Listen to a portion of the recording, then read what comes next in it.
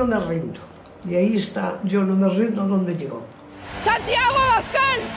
El futuro nos pertenece a nosotros, a los patriotas, no a los globalistas ni a los separatistas. Y por eso decimos, hemos venido a representar a una mayoría patriótica, a una mayoría de españoles, voten lo que voten, que se sienten llamados por nuestras ideas, por vuestros principios, por vuestros valores, porque lo básico es, otra vez, y lo será siempre, el sentido común, el esfuerzo, el mérito, el honor, el valor, la caridad bien entendida, la disciplina, el respeto a la autoridad, la igualdad de oportunidades. ¡España siempre! ¡Viva España!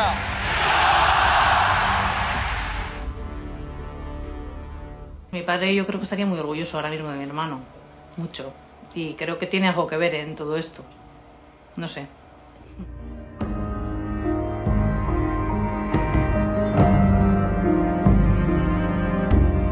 Bueno, pues le doy ya la bienvenida a Javier Negre. Bienvenido, Javier, ¿cómo estás? Carlos, muy bien y encantado que esté hoy el presidente de Vox, Santiago Abascal, aquí en exclusiva con estado de alarma. Y le doy ya la bienvenida a Santiago Abascal. Bienvenido, muchísimas gracias, Santiago, por estar con nosotros. Máximo responsable de Vox, ¿cómo estás? Muy bien, muchísimas gracias, muy buenas tardes. Bueno, encantado de tenerte y vamos directamente a la entrevista. Yo te quiero hacer una pregunta. La última vez que mantuvimos una conversación, Santiago, yo te pregunté si con cómo estaban los acontecimientos, con cómo estaba la tasa de mortalidad, con cómo se estaban haciendo las cosas por parte de este gobierno, si se podía incluso llegar al planteamiento de acciones penales. Me contestaste en aquel momento, las estamos estudiando. ¿Lo que está ocurriendo te reafirma en esa tendencia? Bueno, me reafirma tanto como que las acciones penales ya las hemos presentado esta semana contra el gobierno. Creemos que la negligencia del gobierno, derivada de su sectarismo, la ocultación de la información a los españoles, ha hecho que la pandemia se extendiese en España de una manera mucho más clara que en otros lugares, en otros países, y por lo tanto que en nuestro país haya habido un mayor número de muertos. Creemos que el gobierno tiene que asumir no solo la responsabilidad política, sino las posibles responsabilidades penales. La responsabilidad política la venimos exigiendo ya desde hace varias semanas. Hemos planteado la dimisión del gobierno. Comenzamos exigiéndole a Sánchez la salida de los ministros comunistas del gobierno que estaban aprovechando la pandemia para atacar a instituciones del Estado, para colarse en el CNI, para atacar al jefe del Estado. El señor Sánchez no nos hizo caso, el número de muertos continuó aumentando. Según las cifras oficiales, nosotros pensamos, como ya piensa todo el mundo, que son muchos más, y eso nos llevó a la exigencia de mayor petición de responsabilidades políticas al gobierno, pidiendo la dimisión en bloque del gobierno y su sustitución por un gobierno de emergencia nacional. Hemos dado un paso más, dada nuestra gran preocupación, y hemos iniciado acciones penales. Incluso vamos a plantear recursos ante el Tribunal Constitucional por algunas de las medidas que está planteando el gobierno.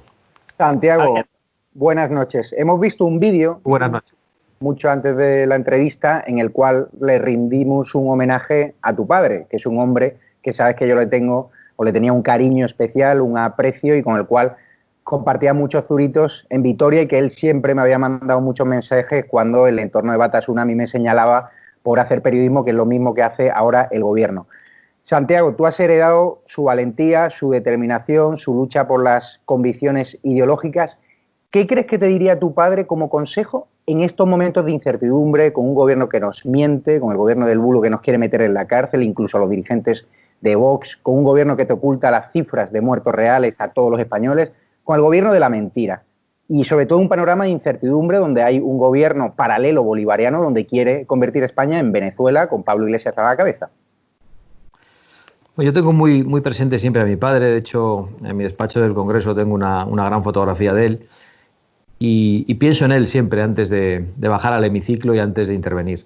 Pero mi padre no era una persona que diese consejos. Mi padre no era una persona, aunque era extrovertida, no era una persona que le dijese a los demás lo que tenían que hacer.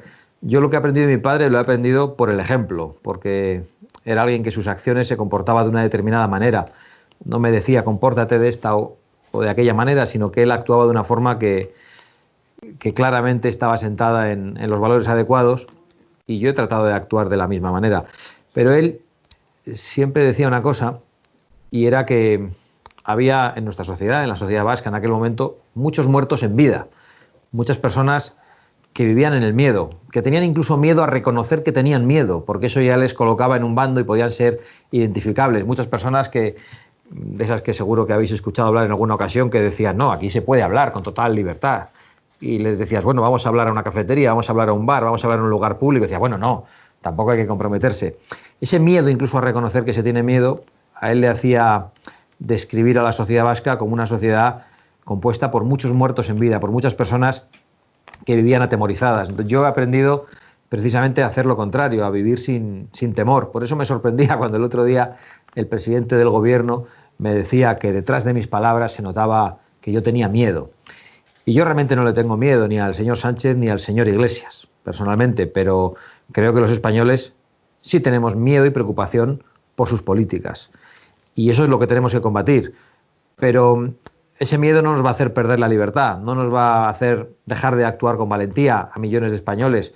Hemos visto cómo están saltándose todas las reglas, cómo están sobrepasando todos los límites, cómo han llegado a utilizar a una de las instituciones más queridas por los españoles, como es la Guardia Civil, para vigilar a la oposición. El otro día vimos como un general, no sabemos si en un error, en una lectura literal o en un lapsus que le hizo reconocer la verdad, diciendo que tenían como misión minimizar el clima de crítica al gobierno o a la gestión que el gobierno está haciendo de la crisis del coronavirus.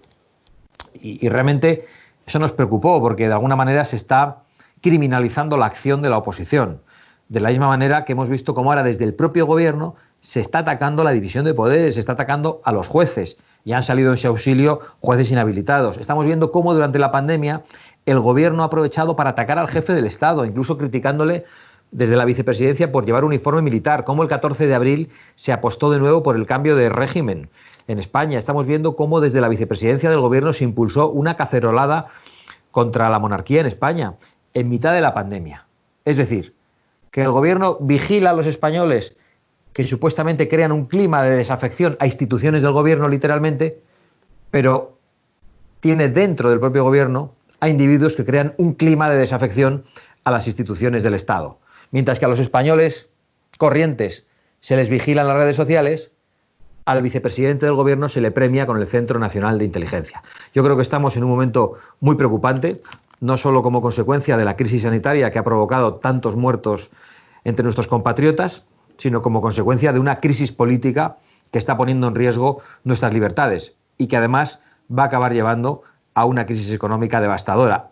Nosotros lo que nos tememos es que haya en el gobierno individuos que apuesten por esa crisis, para destruir las clases medias, para hacer que haya muchos españoles que dejen de ser hombres y mujeres libres que viven de su trabajo y que tengan que vivir de una paga del Estado. Esa es la pretensión que tienen aquellos que nos quieren llevar a la situación de Venezuela, donde todo el mundo vive mal, pero donde hay un Estado totalitario que es el que reparte hasta que ya no tiene que repartir. Y vamos a resistirnos con todas nuestras fuerzas para que España no se convierta en Venezuela. Claro, Santiago, ahí estás describiendo una situación que yo creo que la empezamos a padecer desde muy distintos rincones. La justicia, lo describías y es verdad. Hoy mismo publicábamos una noticia en OK Diario que yo creo que es muy llamativa.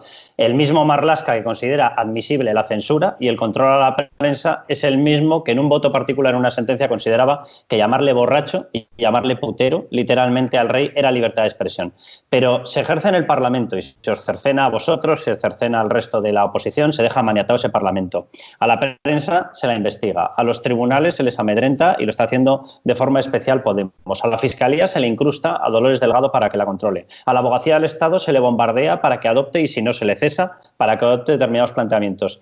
Te lo pregunto abiertamente. Estos señores clarísimamente están yendo a más en ese Estado totalitario. ¿Vamos a conseguir que la verdad se acabe sabiendo, que la verdad pase por los tribunales, que la prensa podamos seguir ejerciendo nuestra profesión de una manera libre? Yo tengo una absoluta confianza en la sociedad española y yo creo que España, que en estos momentos está compuesta por unos ciudadanos tremendamente responsables, comprometidos, que están respetando un confinamiento que ha llevado el gobierno demasiado lejos, además utilizando el mecanismo del estado de alarma cuando realmente el tipo de medidas que está tomando el gobierno son más propias de un estado de excepción. Y estoy convencido de que los españoles, cuando puedan volver a salir a la calle, van a manifestarse, van a hablar con claridad, que el gobierno va a tener que responder a muchísimas querellas y que no van a permitir de ninguna manera la voladura del régimen constitucional. De un régimen constitucional, el del 78, al que nosotros hemos planteado críticas, hemos planteado reformas a través de... Pero nosotros defendemos lo esencial, que es el sistema democrático, que es la separación de poderes, que es la libertad de expresión y los derechos fundamentales que en estos momentos están siendo limitados o laminados por este gobierno, que tememos que por su irresponsabilidad al no proveer a la sanidad española de los test necesarios para identificar a personas infectadas, personas sanas y que poco a poco puedan ir saliendo a la calle, y también por su voluntad política de mantenernos en la calle, está llevando, en las casas, está llevando demasiado lejos este confinamiento. Javier. Hemos visto como hoy el repunte de muertos por coronavirus se ha vuelto a producir. Este gobierno no nos está contando la verdad, no sabemos las cifras oficiales de muertos, sabemos las oficiales pero no las reales. Los servicios funerarios así lo denuncian, la justicia así lo denuncia. ¿Vosotros qué vais a hacer para que los españoles lo sepamos? Porque me consta que ya habéis iniciado acciones en distintas comunidades autónomas, también el Congreso, para ofrecernos la verdad. Y si no cree usted que el hecho de que el presidente del gobierno nos venda ahora de que vamos a volver a la normalidad a mediados de mayo, cuando hay muchísimos españoles que no saben si están contagiados porque no hay test, si no es precipitado flexibilizar ese confinamiento cuando no hay un plan concreto de lucha contra el coronavirus ni de desescalada, ¿no? Bueno, en primer lugar, nosotros vamos a hacer todas las acciones parlamentarias en las comunidades autónomas, por supuesto, también en el Congreso de los Diputados y en los tribunales para que se conozca toda la verdad y para que se asuman las responsabilidades políticas y penales.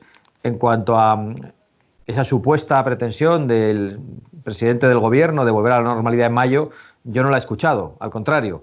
Creo que el señor Sánchez, en la última comparecencia parlamentaria, se convirtió en el portavoz de la incertidumbre.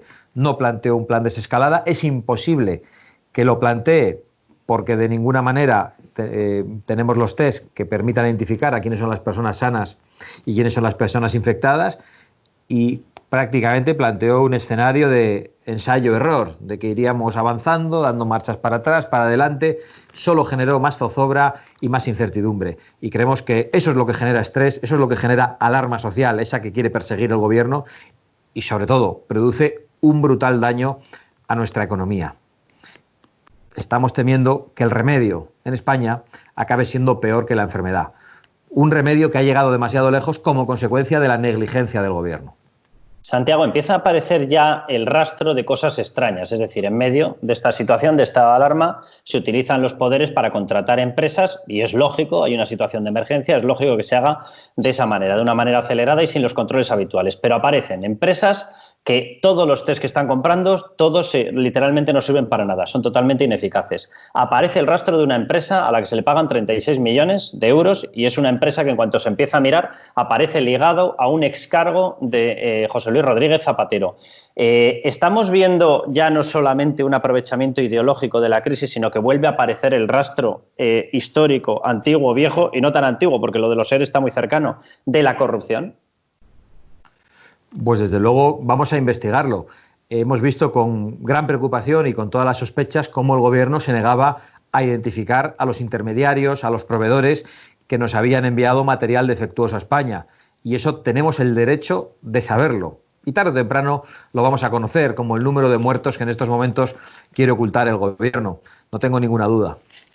Javier. Por otra parte... Sí. Sí, acaba, perdona. No pasa nada. Hemos visto cómo Sanidad retira miles de mascarillas fake que entregó a las funerarias. Hemos visto cómo solo el 3% de las mascarillas que han entregado a nuestras fuerzas de seguridad del Estado, a la Policía Nacional, Guardia Civil, Ejército, son válidas. Es decir, hay muchas mascarillas fake con empresas, como decía Carlos, que están bajo la lupa de anticorrupción ya. ¿Usted cómo valora este desastre del gobierno? ¿Cómo se llama eso en derecho penal? Porque es cierto que han iniciado acciones legales, pero está claro que si un gobierno contrata a empresas que no tienen experiencia en material sanitario, que tienen más experiencia en vender productos eróticos que en material sanitario, eso tiene un nombre en derecho penal, ¿no? Bueno, nosotros nos hemos referido a las muertes como consecuencia de la negligencia del gobierno, ¿no? Pero lo hemos calificado de esa manera, lo han estudiado nuestros abogados, hemos acudido a los tribunales, pero sobre todo estamos ante un gobierno, desde un punto de vista político, absolutamente negligente y sectario. El sectarismo del gobierno le ha llevado, entre otras cosas, a plantear el control de precios y a acabar por completo con la posibilidad de traer material de protección a España. Es que los proveedores que había en España, los importadores, ya no consiguen traer los productos al precio que el gobierno está exigiendo y como consecuencia de ello el mercado mundial de mascarillas y productos de protección ante el virus se está desviando a otros países. Y eso tiene que ver con el sectarismo ideológico de ministros como el señor Garzón, que es lo único que ha aportado en esta crisis. Es uno de los responsables de que finalmente no tengamos material de protección. Y solo se ha dedicado a decir durante la Semana Santa, insultando a los católicos, cuáles eran las películas que había que ver, que eran todas aquellas, por cierto, pues que de alguna manera podían ofender los sentimientos religiosos. Santiago, este gobierno, o gente de este gobierno que os ha estado insultando sistemáticamente, ahora le vemos que hace una política de marcado personal de periodistas. O sea, lo empezó haciendo Pablo Iglesias, pidió prisión para Eduardo Inda, para tal. Hemos visto capítulos, el otro día nosotros estuvimos presentes en esa manifestación, nos lanzaron toda una tropa de bots, trolls, como cada uno lo quiera llamar, para insultarnos. El último capítulo lo hemos visto con respecto a Canal Sur, con la televisión pública de Andalucía. La responsable, la portavoz del gobierno y responsable de Hacienda, la señora Montero, mencionando a una de las personas que está allí haciendo su trabajo, que es Álvaro Zancajo. Es decir, este gobierno parece que está más pendiente de marcar a periodistas y de que no podamos contar lo que está ocurriendo que de solventar una cifra y una tasa de mortalidad que da vergüenza, literalmente, aparte del drama humano y el drama humanitario y el drama familiar que está provocando. ¿Les preocupa más marcar, estos que tantas lecciones daban de democracia, les preocupa más el marcado de periodistas? No tengo ninguna duda de que este gobierno ha empleado todos sus esfuerzos en protegerse a sí mismo en vez de proteger a los españoles. ¿Y eso qué ha implicado? Un control de los medios de comunicación. Al gobierno solo le interesan los activistas de extrema izquierda que se hacen llamar periodistas. Al gobierno solo le interesan las empresas verificadoras que persiguen en las redes sociales a toda opinión disidente, convirtiendo cualquier cosa en bulo. Al gobierno solo le interesa, regando a través de subvenciones, controlar a las televisiones como ha intentado hacer con las grandes televisiones en España. Por suerte, una de ellas, Mediaset, se ha desmarcado de las ayudas al gobierno. Realmente estamos ante un gobierno que está dedicando gran parte de sus esfuerzos al control de los medios de comunicación. Nosotros tenemos una relación difícil con muchos medios de comunicación porque disfrazados de tales se convierten en activistas de la extrema izquierda y les tratamos de esa manera, abiertamente. Nosotros tenemos una relación conflictiva con algunos medios cuando nos critican y nosotros respondemos criticando a los medios de comunicación. Es decir, los medios de comunicación no están libres de la crítica, pero el gobierno está intentando el control sistemático de los medios para convertir en bulo el ejercicio de la oposición. Lo vimos el otro día con las declaraciones del general Santiago, que claramente estaba leyendo lo que le habían puesto. El ministro Marlaska dijo que aquello era un lapsus. Insisto yo en la idea de que el lapsus era que dijo la verdad. Y después el portavoz de Podemos, el señor Echenique, dijo que era un bulo. Que nosotros nos atreviésemos a decir que el general de la Guardia Civil había anunciado que se iban a investigar las opiniones críticas a la gestión del gobierno en el coronavirus. Es decir, estamos ante un gobierno que ya no tiene ningún escrúpulo a la hora de calificar como bulo cualquier crítica y a la hora de repetir mentiras de una manera sistemática para convertirlas en verdad. A3 Media es un grupo audiovisual con el que estáis enfrentados ahora, al menos a priori lanzó un comunicado muy duro contra Vox y contra Macarena Olona, después de las críticas de Macarena Olona. Es cierto que A3 Media sigue teniendo relaciones institucionales con el Partido Popular. Hay gobiernos del PP que reciben o que le dan publicidad institucional sin ningún tipo de problema. El Partido Popular sigue yendo a sus programas. Santiago Abascal teme una reacción de este grupo que algunos consejeros del PP hace años me decían, no, es que A3 Media ha llegado incluso a sugerirnos consejeros y cargos políticos para nuestro gobierno. ¿Vox tiene miedo a una reacción contundente de A3 Media? Pero Vox no tiene miedo a ningún medio de comunicación, ni pequeño ni grande. Vox lo único que tiene miedo es a no representar digna y lealmente a los españoles que han apostado por Vox. Y eso es lo que yo quiero decir con toda claridad. Y Vox no tiene miedo ni a A3 Media ni a las o los periodistas de A3 Media que a través de empresas verificadoras son los que ahora están encargados de distinguir entre el bien y el mal y los que dicen lo que es verdad y lo que es mentira en las redes sociales. ¿De verdad A3 Media piensa que uno de sus periodistas puede decir lo que es verdad y lo que es mentira, lo que se puede publicar en las redes sociales o lo que puede publicar en otros medios de comunicación? ¿Desde cuándo se ha implantado la censura en España? Y eso lo vamos a decir con toda claridad, sin temor al silenciamiento de A3 Media o de otros grupos, un silenciamiento que se está produciendo. Nosotros no aparecemos, siendo el tercer partido de España, en sus telediarios. Se hace un debate en el Congreso, la oposición de Vox ha desaparecido de sus telediarios. Por lo tanto, se nos silencia por completo. Nos da igual que nos silencien, que nos demonicen, que nos insulten. Vox va a decir siempre la verdad y va a representar a quienes han apostado por nosotros, sin miedo a ningún tipo de medio de comunicación que diga lo que es verdad o lo que es mentira, o a ningún tipo de práctica mafiosa.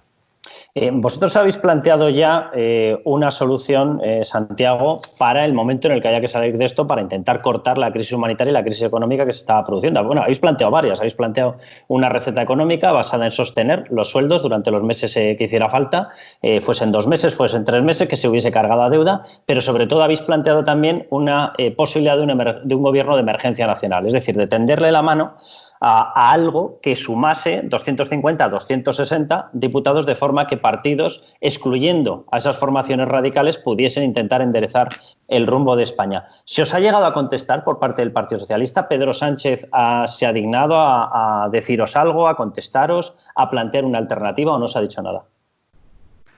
No ha habido ningún tipo de contestación. Hubo una ridiculización de la propuesta y una manipulación en la tribuna del Congreso por parte de Pedro Sánchez, que dijo que nosotros planteábamos su dimisión y que yo fuera el que encabezase el gobierno. Una mentira, como cualquier otra de las que está diciendo Pedro Sánchez.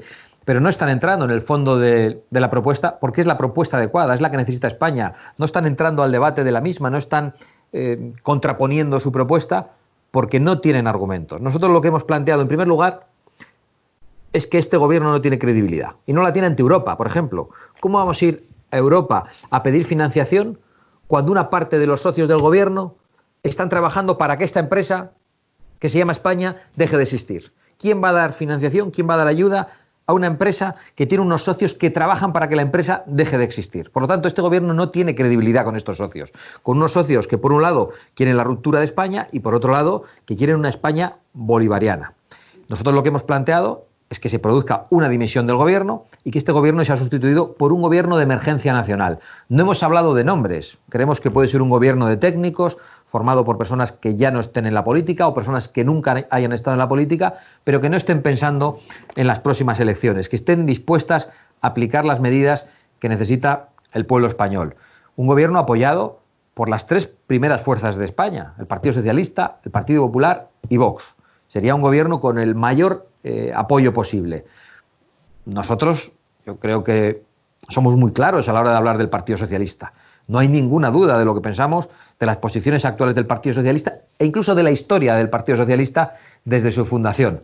Pero creo que estamos en una situación excepcional y estamos dispuestos a apoyar un gobierno de emergencia nacional. Por supuesto, ya sin los actuales ministros, sin el actual vicepresidente y sin el actual presidente del gobierno. Y la medida que tendría que tomar ese gobierno urgentemente es evitar la destrucción, porque el gobierno está hablando todo el rato de la reconstrucción. Es un gobierno que ha bajado los brazos, que se ha rendido, que ha dado por hecho que nuestra economía ya ha sido destruida y nosotros pensábamos que esa es una batalla que había que darla, que se podía dar y que todavía se puede dar a día de hoy. Y nuestra propuesta era muy clara. En vez de tantas medidas pequeñitas, burocráticas, complicadas, sobre los autónomos, sobre los impuestos que luego no se cumplían, nosotros lo que planteamos era que el gobierno asumiese el pago de los salarios y de las retribuciones de todos los empleados del sector privado e incluso de los autónomos durante el periodo en el que a estas personas se les impidiese trabajar. Lógicamente, los que están trabajando siguen cobrando, pero todas esas personas a las que no se está permitiendo trabajar, creemos que el gobierno tendría que pagar los salarios durante el mes de marzo, de abril, de mayo, es decir, durante los meses que se produzca este parón. Eso permitiría que la destrucción no se produzca en gran medida. Evidentemente, nuestra economía va a sufrir y que cuando podamos volver a salir a la calle, las empresas mantengan a sus empleados y que hayamos pasado una larga noche en la que se ha bajado la persiana y volvemos a subirla. Pero el gobierno está apostando por otra cosa. Ha bajado los brazos, parece que quiere la ruina en algunos casos, en otros casos no lo parece, estamos seguros de que Podemos pretende la ruina. ¿Por qué? Porque quieren que todo ese dinero que están pidiendo a Europa, toda esa deuda que va a haber que asumir, la reparta el gobierno graciosamente, a través de una paga. Y nosotros lo que pensamos es que España no tiene que ser una sociedad lanar, una sociedad de ovejas, de hombres que acepten lo que les da Pablo Iglesias, sino una sociedad de hombres y mujeres libres que reciben su salario, que reciben aquello a lo que tienen derecho. Ese es nuestro planteamiento. Y yo creo que es tan claro, tan justo y tan difícil de criticar que no hemos conseguido que lo debatan el resto de grupos políticos. Don Santiago, ¿ese gobierno podría estar liderado por la ministra de Defensa, Margarita Robles, que bajo mi punto de vista es lo único que se está salvando de este gobierno de la mentira? Pues realmente nosotros no vamos a proponer un nombre ni vamos a hacer un veto. Yo no tengo ninguna crítica especial que hacerle en estos momentos a la señora Margarita Robles y por lo tanto no quiero plantear un veto a la señora Robles, ni plantear aquí una propuesta que sea sectaria de alguna manera. Podría ser, pero no es la propuesta que estamos haciendo. No estamos haciendo una propuesta concreta, es una propuesta que me hace usted en su pregunta y yo no quiero plantear un veto. Creo que en estos momentos, si nosotros hablamos de nombres o propuestas concretas, podemos enturbiar una idea que entendemos que es la que en estos momentos necesita España. Javier, yo le hago la última pregunta y te lo dejo ya a ti, pero le quería preguntar por un dato a Santiago que hemos descubierto hoy. El famoso programa que lanzó el Partido Socialista, Pedro Sánchez, diciendo vamos a movilizar 200.000 millones de euros. Bueno, había una parte que directamente iba contra la empresa privada, con lo cual, bueno, pues ya iremos viendo qué es lo que ocurre. De la parte pública había una parte, la principal, que eran 100.000 millones en avales. Bueno, pues ya tenemos el dato de que solamente se ha cubierto el 13%. Explicación muy sencilla. Solamente han acudido al 13% porque solamente las empresas con capacidad de demostrar su viabilidad tenían capacidad de acceder a esos avales. Es decir, lo podríamos traducir abiertamente por un timo, por un auténtico timo de trilero. Bueno, es evidente que con planes como estos no se va a poder sacar a España. Incluso después tú tienes la sensación de que Pedro Sánchez va a seguir rechazando vuestra mano tendida porque nos puede llevar a una de las recesiones más graves que haya vivido España. Bueno, yo tengo la impresión de que Pedro Sánchez va a seguir rechazando nuestra propuesta. Ellos han hablado de 200.000 millones. Nosotros hemos dicho que nuestra propuesta, que es mucho más ambiciosa, que es el pago completo de los salarios que antes hablábamos, e incluso de un plus para aquellos que están en estos momentos en primera línea, jugándose su salud, jugándose su vida, como son los sanitarios, como son los guardias, los policías, los militares y algunos otros sectores. Eso implicaba un coste durante 3 meses de 80.000 millones de euros, es decir, muchísimo menos. Nosotros no somos un partido que apueste por la deuda pública, pero entendemos que hemos vivido una situación trágica, excepcional, equiparable a una contienda bélica y que, por lo tanto, vamos a tener que asumir que la deuda pública va a aumentar. Y va a tener que aumentar la deuda pública para proteger nuestro tejido productivo, nuestro tejido comercial. No entendemos cuáles son los números que hace el gobierno ni de dónde pretende sacar el dinero. Yo creo que hay que ir en estos momentos a Europa, hay que ser muy firme, pero hay que ser creíble en Europa. Y por desgracia, este gobierno no tiene credibilidad, no representa bien los intereses de España en Europa. Y por eso nosotros planteamos su sustitución por un gobierno de emergencia nacional. Carlos, le voy a hacer una pregunta personal y otra del público. Don Santiago Abascal, ¿no cree que el rey debería tomar una posición más activa? Es una pregunta que también le lanzan varios espectadores en toda esta crisis del coronavirus y no ir siempre a rebufo de este gobierno de la mentira. Bueno, yo creo que al jefe del Estado, el propio gobierno le está poniendo en una situación muy delicada y que, por lo tanto, la prudencia de la jefatura del Estado en estos momentos es comprensible.